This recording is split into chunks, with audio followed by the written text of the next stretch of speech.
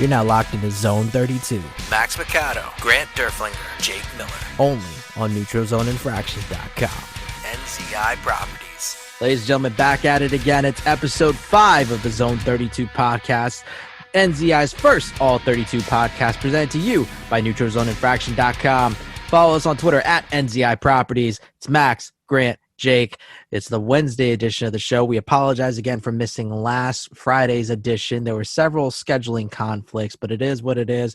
We're here now, and unfortunately, we're here after we've drowned in our sorrows for a little bit from a really brutal Sunday game that just was not what we expected for our boys in the black and purple, but we'll get into that in a little bit. First up, we have a little bit of news that we got to hit, so we're going to hit the ground running. The NFL trade deadline has come and gone as of Tuesday afternoon, and no real big moves had been made, so awfully anticlimactic.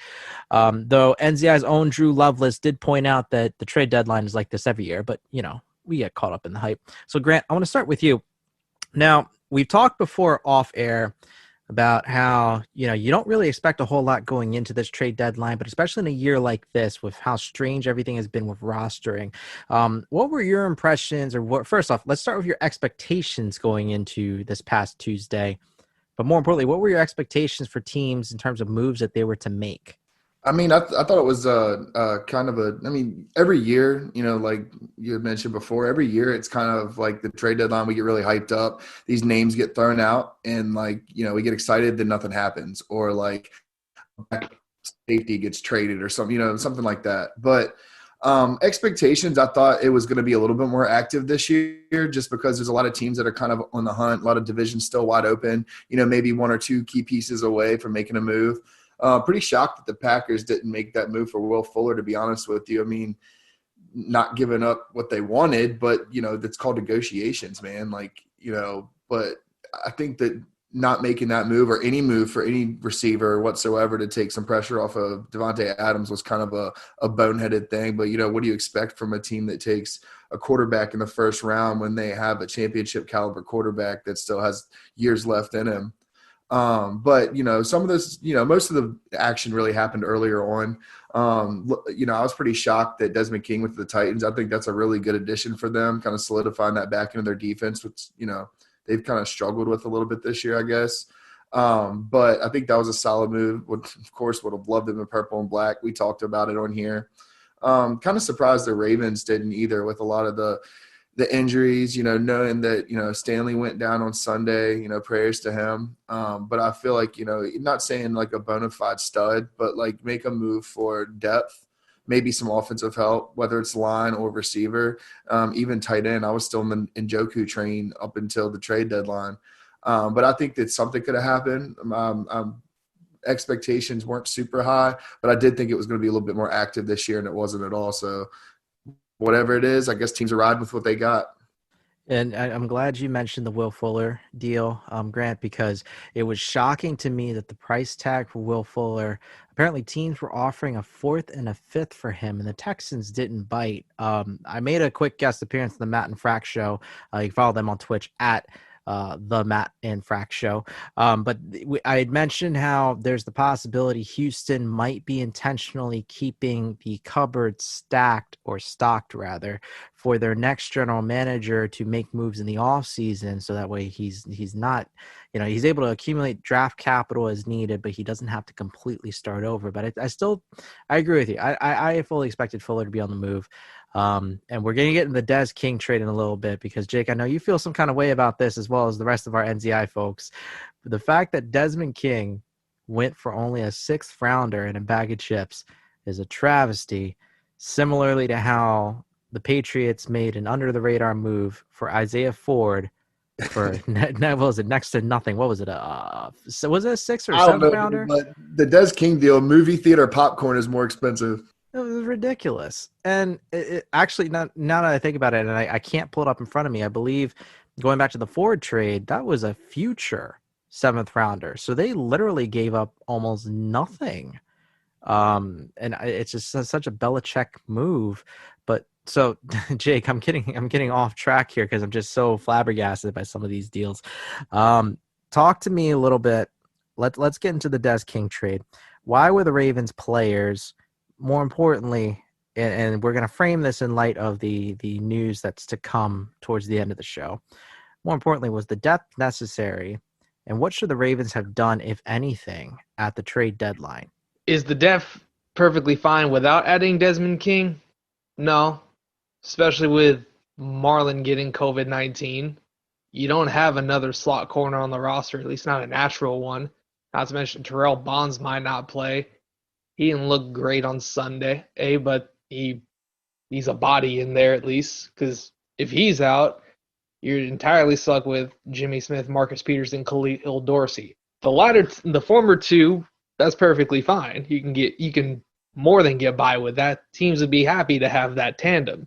But that being said, Des King would have been an excellent fit. You would have put Marlon right back on the outside, and with his versatility coming out of college, I kind of saw him as kind of a Tyrann Mathieu type. You can move him into the slot, but you can play him at either the safety spots just to add versatility to the back end of your defense.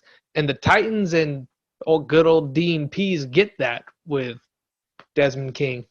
As far as what I think they should have done, I was on the DMs of the group chat Sunday advocating for Jacob Hollister just because the Seahawks have him on the trade block, and the 3 tight end set was fantastic last season.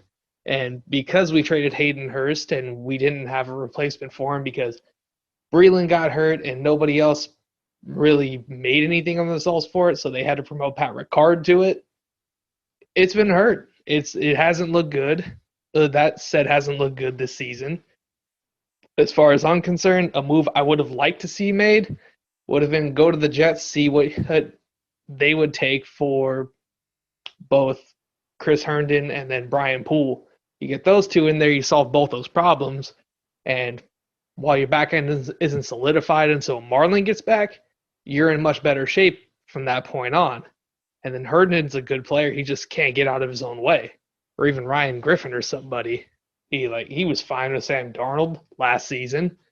But I think they could really use another body to go into that power set because teams don't know how to defend when you're spreading them out with a big personnel and you're out the shotgun. Because if you're running that kind of personnel, you're expecting a run. And all of a sudden you spread them out going to the gun, that's a problem. Because if you go into a nickel or a dime, they'll get back inside and they'll pound you up the gut. If you play them inside like you're expecting a run, you get beat over the top by one of those tight ends or even Hollywood. So I think they should have went after Poole or Chris Herndon. And that's not to say maybe they didn't.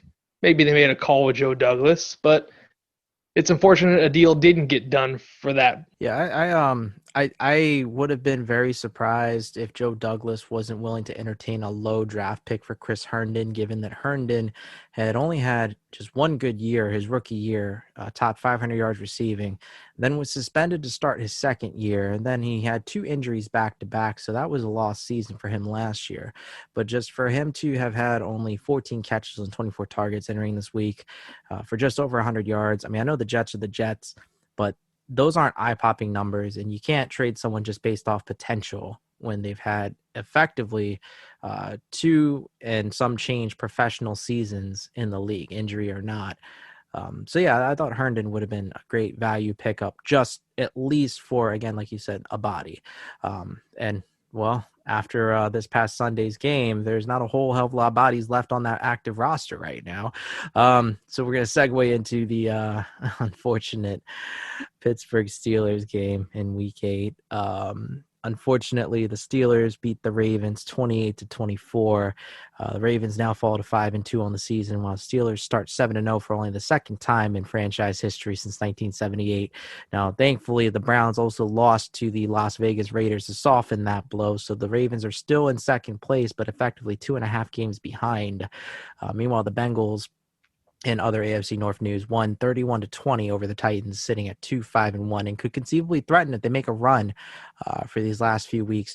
Now, that said, just focusing strictly on Pittsburgh and Baltimore, I mean, that game, I'll say this, I'm not heartbroken the way I normally am after a Ravens loss to the Steelers, but that was brutal just to watch the team effectively hold a 10-point lead going into halftime that never felt safe, below that lead, still have a chance to come back, but then just due to a series of unfortunate events, just completely collapsed down to the final seconds. Grant, I'm going to start with you. Your thoughts on this, just, I'm going to say brutal loss. That's the only way I can put it. I mean, look, the game itself, you kind of have to either look at it as an optimistic point of view or a pessimistic point of view. Being as the season, we're 5-2. The Lamar haters need to just jump off this, just jump the ledge, just do it. Don't be a fake fan. Like, the guy's 23 years old. We talk about it all the time. He's gonna have growing pains. He's human. He was a unanimous MVP last year. He's gonna adjust. It's not all him. The play calling has been atrocious. JK was ripping on Sunday. What are you doing, man? Like, third quarter, you completely abandon the run and you're controlling the game. Like, that whole thing is just, I don't know if Greg Roman's trying to outsmart himself or what he's doing, but damn, dude, like, just Harbaugh better step in. I mean, I've heard, I read reports earlier that, he's done that before where he stepped in and said, hey, I want this to happen. But you know what? Like, actions speak louder than words. Did not deserve to lose that game. I mean, Lamar himself had 5 turnovers, 4 lost, and still came down to a last possession in the last play of the game. How he missed Miles Boykin wide open in the corner of the end zone is, I don't know. Maybe purple jersey, purple end zone. I don't know. But even still, that last play, I get all going for the ball thing, the whole Minkah Fitzpatrick, but at the same time, the forearm to the head is a penalty, period, and you can't undercut. So, I mean, that's call it on the last play of the game or whatever, but if you're going to call it and make it a rule and you're going to be so, stand by it as much as the NFL does, you need to make that call, period. As far as the game itself goes, I think we need to see more JK. Let Ingram get healthy. We're going to need him down the stretch more than anything because we're going to have to get this run game back. And that was another part of me wanting Njoku or another big body tight end that can be a receiver. Like you mentioned, the 3 tight end sets. We need to reestablish that line of scrimmage, especially with Stanley out. I think kicking Orlando Brown to left tackle, getting Fluker in at right and push the power, man. Pedal to the metal, because that's what's going to open up that short passing game. We're not stretching the ball down the field. I understand why Hollywood's frustrated. He's been just butt naked open how many times and can't get the ball to him. And, those are things that need to be fixed. And I don't know where it needs to start, but, it's got to happen. And then the decimation of this, roster right now with all the COVID stuff, hopefully the majority can come back and play with clear and tests. But, what do you do at that point? I mean, is it Dez 30? I think it's Dez 30. Most definitely Dez 30 at this point. My gosh.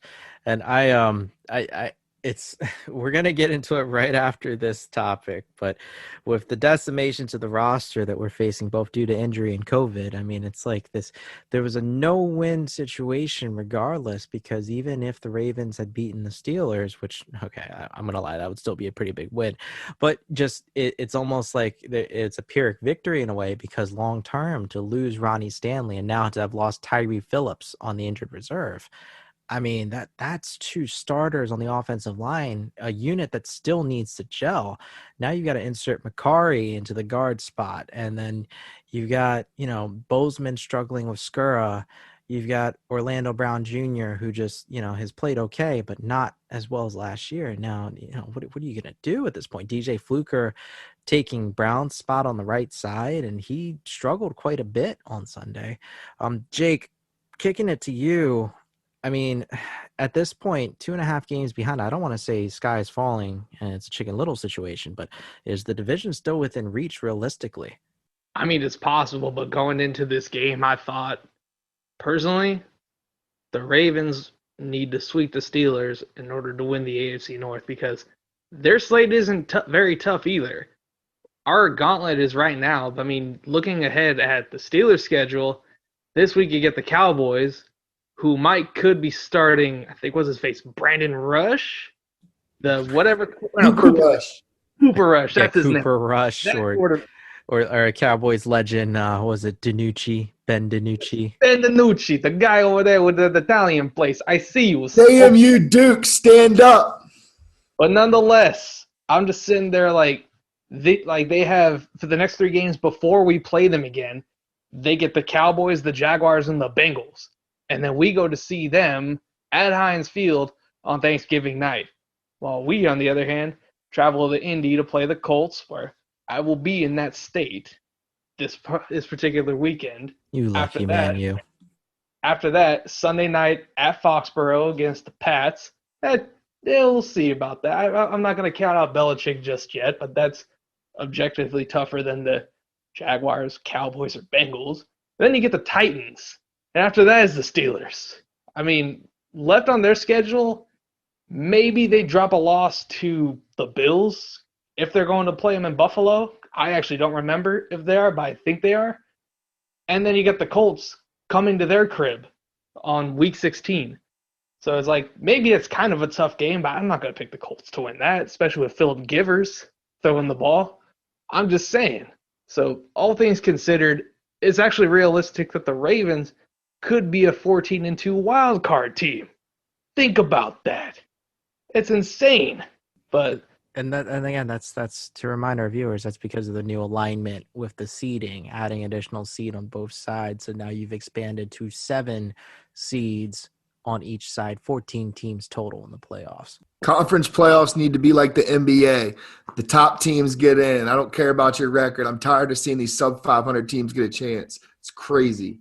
Like seeing the Chargers, not the Chargers. Yeah, the Chargers be a 12-4 wild card team and then go to Baltimore to play the 10-6 Ravens, which I wasn't complaining about, but nonetheless, I mean, theoretically, the Chargers could have and should have maybe had a home game. But even so, that's neither here nor there. Not to mention, we're going to look at the NFC East later, where one of those teams will likely have a losing record and win, and gets to host a playoff game against one of the wild card teams who should be better out of the NFC. So that's trifling, I'm not going to lie. Just a little something about the game. I'll keep it simple. They are who I thought they were, and we let them off the hook. I can't believe I let you do that too. You're damn right I did. They beat themselves more than the Steelers beat them. I'll argue that till my face turns red, until I run out of breath. You can't turn the ball over. You can't give up the rock. The pick 6 and the pick to Alex Highsmith led straight to 14 points. I don't care about the last 2 drives where the Steelers let a drive on 20% of the 20% of their drives in the game when they only had 10. The Ravens outplayed them, and it pisses me off seeing why would you divert from what you're doing well when they still can't stop you. You ran the ball on them for 265 yards. You outgained them. Actually, you doubled their yardage output, and you weren't behind for very long in the game. Yet you doubled their yardage output because you lost the turnover battle. So all things considered, yes, Lamar needs to play better. Yes, he's only 23. Yes, the offensive line needs to play better. I think the interior will be okay with Mekari, but that's just my personal opinion. The sky isn't falling, and people need to calm the hell down, plain and simple. But yes, they shouldn't have lost that game. I don't even know how you calm me down, because the more I think about it, it infuriates me that as much as we complain about how, us folks sitting at home playing Madden or just armchair quarterbacking it, it's the simplest thing where if you have a clear advantage on the stat sheet and you have the lead, why, like you said, would you not take advantage and keep doing what works? I mean, until they can prove they can stop you, keep doing what you're doing until they're actually consistently stopping you.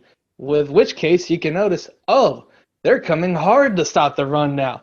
Let's set them up with a play action. Maybe Hollywood comes open deep. Maybe Duvernay. Exactly. Who knows? I'm sorry, did somebody say Mark Trestman? Oh my God! Let's not even get started with Mark Trestman. That's oh my God, no. That guy doesn't exist. Fuck that guy.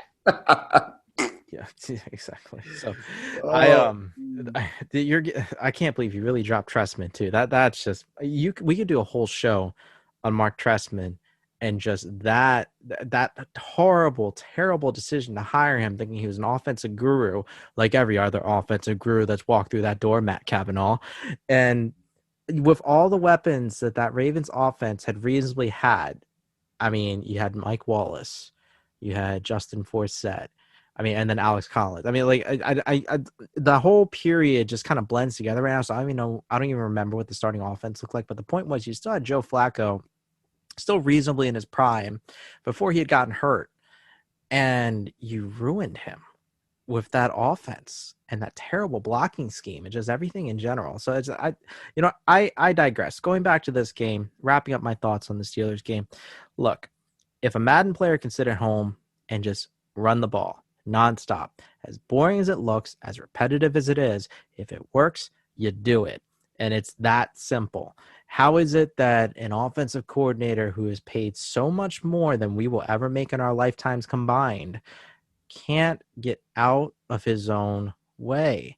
And again, I still believe in Greg Roman, but Greg Roman's bread and butter has always been running the football.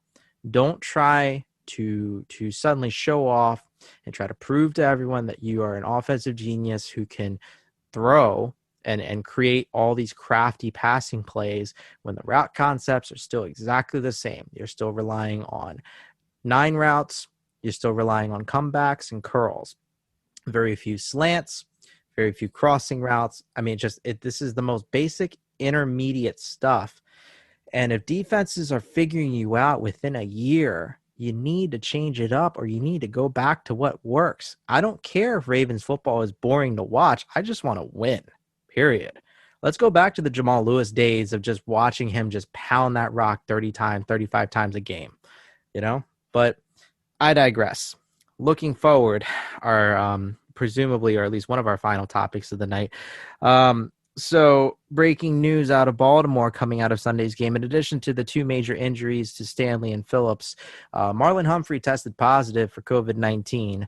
And in conducting the NFL conducting their independent inquiry in determining high-risk contact, they identified 7 Ravens who will need to quarantine immediately, will not practice this week. However, these 7 are eligible to play this Sunday against the Colts, provided they have 5 negative COVID tests prior.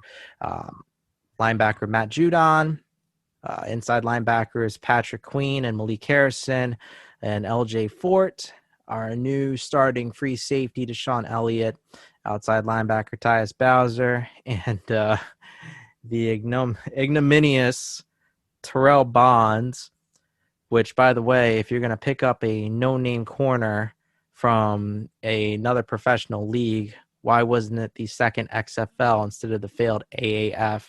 I don't know. But all 7 are unfortunately going to be at least unavailable for the time being. We'll find out more by Friday's recording. Guys, Grant, I'm going to start with you. What will the Ravens even do if all 8 total Ravens are out, most of them starters? They're going to have to call Danny from the replacements, the SWAT team guy, and just have him play middle linebacker because that dude don't get hurt. They're going to have to do something, man. I mean, I kind of jumped the gun earlier, but, practice squad being deep, this is coming to play with the scouting and development of, potential undrafted free agents or, roster, second, third year guys on the rosters that are on practice squads you can steal. I mean, that's an opportunity. There's been some cuts today too. Some questionable cuts that, mentioned Luke Wilson earlier. He got released. I've seen some Dante Pettis stuff. I've heard a lot of no's against him. I was a no for a trade, but for a remainder of the season deal, I mean, why not? As long as he's healthy, you need a long playmaker on the outside. That could open up a little bit more too. But, reestablishing the run game is the first thing. Just hopefully that everything goes okay and everybody gets to play. I just think they're being precautionary. I really don't see that many people, knock on wood, contracting it at one time on one team and then, having to miss a game or, whatever it is. So, there's a lot of stuff going around, these false positive tests and all that stuff too. So, we'll wait to see what happens with that. But, luckily, not saying luckily it's any given Sunday, but we're playing the Colts, which I think we match up well even with, even half of a diminished roster. But I think this is going to be a time where, Lamar is going to have to prove himself. And I think he does. I think he sees everything that's being said. He sees the doubters. He's had the doubters his whole life. And every time he has a doubter, he overcomes that obstacle. And he reminds people exactly who he is. And I think as long as, I think JK needs to get majority of the touches. I love Gus, but he's more of he has his role. He's that situational runner. He's that, ground and pound, beat him down in the second half. And that's who should have been used in the second half of the Steelers game, was just give Gus the ball and let him just run those dives. But I think that as long as they learn from the mistakes, we'll see what the coaching staff does. But it seems like a common theme that keeps showing up. But I have faith in Lamar. I think he's going to put the team on his back and he's going to make plays. I can see Hollywood having a big game too. They're going to try to force him the ball, look for him to have probably 10 to 12 targets. All right, now, Jake, moving on to you. This Colts game, should we be concerned with all of these defenders out, or do you think the offense will do just enough to keep this game winnable? Oh, it's a winnable game regardless. That being said, it's going to be close. The Colts are a good team. We'll get more into this on Friday, but I'll put it right now. The wild card in this game is Phillip Rivers. Is he going to take care of the ball, or is he going to do what he did before and throw the ball to Marcus Peters back when they're in the AFC West? That's the key in this game. You got to win the turnover battle because the Colts are stingy on defense. They don't have to blitz in order to get after the quarterback. Last I checked, they were the best tackling team in the NFL. They've missed the fewest in the NFL. You get Darius Leonard back. The secondary's playing fairly well too. I mean, they're only giving up 3.4 yards per clip on the ground. So all things considered, realistically, this could be like a 19-16 kind of game, like an old school dogfight, similar to what we had last week, but not with such a despicable team. I mean, by comparison. Maybe we just burn that memory of last week just from our minds. Just it never happened. It's just a random loss that we completely forgot about, But hey, I actually have one more topic that I wanted to address that I completely forgot, and this is going to be our bonus round to close out the show. We're going to go in reverse order. Jake, stay with me here. Breaking news this week coming out of, I believe, Tuesday morning slate. The San Francisco 49ers are going to place Jimmy Garoppolo on IR, and he may have potentially played his last snap for San Francisco, or at least popular opinion says so. So, Jake, I'm going to ask you first. Do you believe the Niners should draft a quarterback, sign a veteran free agent in the offseason, or stick with Jimmy G and see if he's got one more year in him? Yes, I think they should replace Jimmy G. However you get it done, get it done. The saying goes, if you're in the draft, you talk to a guy, and you believe that guy is your guy that will take you to the Super Bowl, you have to draft him. This is the reason why the Browns took Baker Mayfield first overall, whether they're right or wrong. If you believe the guy is your guy, you have to take him. Plain and simple, because otherwise you're playing with fire. Just like the Giants drafting Daniel Jones at sixth overall instead of Josh Allen or somebody, and not taking Jones later. But either way, it's one of those things like if you talk to someone, you believe that is the guy that's going to take you to the promised land, do it. Same thing with the vet. If you believe that certain vet is going to do it, do it. Especially if you don't believe in Jimmy G, because to this point, I don't believe in Jimmy G. Like, I really don't. He's fine. He turns the ball over more in San Francisco than he ever did in his 2 or 3 game stint with the Patriots. And that's even with a dominant running game coached up by Kyle Shanahan. So I don't believe the answer is Nick Mullins or CJ Beathard, but I believe you can definitely find someone who can replace them. I mean, hell, Kirk Cousins might even be a little better than Jimmy G. Kirk Cousins, that is a very sensitive topic around here at NZI, but we're going to have to touch on that another week. Now, Grant, similarly posed question to you. Do you believe Jimmy G is the answer, or do they look elsewhere? But I'm going to add in another wrinkle. Is it more on Garoppolo or their lack of quarterback play that has plagued the Niners this season, or is this on their head coach, Kyle Shanahan? Go. I don't think it's either. I don't really know of a team in the NFL that's been as decimated by injuries as they have. They've lost a lot of key components to that defense. I mean, that defense is not even a shell of what it was when everybody's healthy. I think Jimmy G's got his injury history and stuff. He's been, formidable on the field. But Shanahan, he's an offensive genius, man. Shanahan is so underrated as a coach. It's unbelievable. And I think that at this time, you can look. I mean, just wait to see how the season plays out. I don't believe in tanking. I think that's a weak move. I don't think that shows any kind of competitiveness. How are you getting paid at a professional level and you don't play hard every time or every play? I mean, you're playing for your job essentially with a lot of these injuries and stuff. So, I mean, wait to see how the season kind of plays out, where they are.